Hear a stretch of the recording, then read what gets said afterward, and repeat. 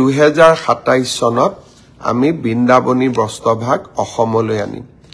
চুক্তি স্বাক্ষৰ হ'ব 2 বছৰ আমি এই মিউজিয়ামটো বনাব লাগিব খানাপাৰা তাৰ কাৰণে আমি মাটিৰো আবলটন দিছো সাংস্কৃতিক বিভাগক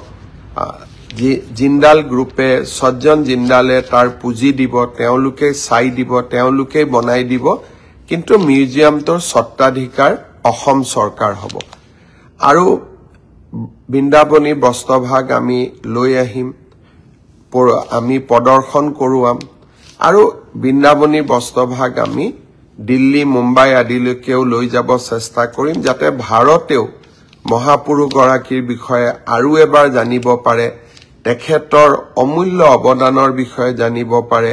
আৰু অসমীয়া সভ্যতা কিমান চহকী আছিল তাক যাতে ভাৰতবৰ্ষৰ আন জনগণেও জানিব পাৰে মিউজিয়ামটো হোৱাৰ ফলত আৰু এটা লাভ হ'ব যে আমি পৃথিৱীৰ বিভিন্ন মিউজিয়ামৰ পৰা আপুৰুগীয়া সম্পদসমূহ মাজে মাজে আমি অসমত আনি থাকিব পাৰিম আৰু অসমৰ পৰাও আমাৰ সম্পদসমূহ আমি বিশ্বৰ আন আন মিউজিয়ামলৈকে পঠাব পাৰিম